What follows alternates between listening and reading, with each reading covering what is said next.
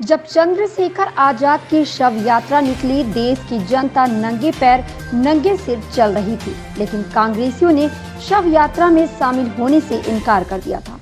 एक अंग्रेज सुप्रिंटेंडेंट ने चंद्रशेखर आजाद की मौत के बाद उनकी वीरता की प्रशंसा करते हुए कहा था कि चंद्रशेखर आजाद पर 3 तरफ से गोलियां चल रही थी, लेकिन इसके बाद भी जिन्होंने जिस तरह मोर्चा संभाला और 5 अंग्रेज सिपाहियों को हताहत कर दिया था, वो अत्यंत उच्च कोटि के निशानेबाज थे।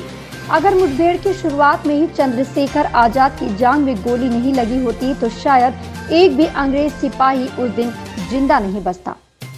शत्रु भी जिसके शौर्य की प्रशंसा कर रहे थे, मातृभूमि के प्रति जिसके समर्पण की चर्चा पूरे देश में होती थी, जिसकी बहादुरी के किस्से हिंदुस्तान के बच्चे बच्चे की जुबान पर थे, उन महान क्रांतिकारी चंद्रशेखर आजाद की शव यात्रा में शामिल होने से इलाहाबाद के कांग्रेसियों ने ही इनकार कर दिया था। उस समय से इलाहाबाद यानी आज का प्रयागराज, इलाहाबाद के अल्फ्रेड पार्क में जिस जामुन के पेड़ के पीछे से चंद्रशेखर आजाद निशाना लगा रहे थे, उस जामुन के पेड़ की मिट्टी को लोग अपने घरों में ले जाकर रखते थे। उस जामुन के पेड़ की पत्तियों को तोड़कर लोगों ने अपने सीने से लगा लिया। चंद्रशेखर आजाद की मृत्यु के बाद वो जामुन का पेड़ भी अब लोगों को प्रेरणा दे रहा था, इसलिए अंग्रेजों ने उस जामुन के पेड़ को ही कटवा दिया। लेकिन चंद्रशेखर आजाद के प्रति समर्पण की भाव देश के आम जनमानस में कभी कट नहीं सका। जब इलाहाबाद की जनता अपने वीर चहेते क्रांतिकारी के शव के दर्शनों के लिए भारी मात्रा में जुट रही थी, लोगों ने दुख से अपने सिर की पगड़ी उतार दी, पैरों की खड़ाऊ और चप्पलें उतार कर लोग नंगे पांव चंद्रशेखर आजाद की शव यात्रा में शामिल हो रहे थे। उस समय शहर के कांग्रेसियों ने कहा कि हम अहिंसा के सिद्धांत को मानते हैं, इसलिए चंद्रशेखर आजाद जैसे हिंसक व्यक्ति की शव यात्रा में शामिल नहीं होंगे। पुरुषोत्तम दास टंडन भी उस वक्त कांग्रेस के नेता थे और चंद्रशेखर आजाद के भक्त थे।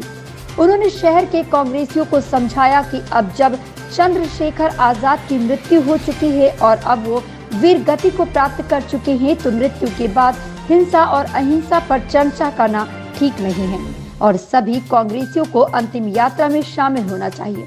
आखिरकार बहुत समझाने बुझाने और बाद में जनता का असीम समर्पण देखने के बाद कुछ कांग्रेसी नेता और कांग्रेसी कार्यकर्ता डरते हुए चंद्रशेखर आजाद की शव यात्रा में शामिल होने को मजबूर हुए थे। चंद्रशेखर आजाद की मृत्यु साल 1931 में हो गई थी, लेकिन उनकी मां 1951 तक जीवित रही। आजादी साल 1947 में मिल गई थी, लेकिन आजादी के बाद 4 साल तक भी उनकी मां जगरानी देवी को बहुत भारी कष्ट उठाने पड़े थे।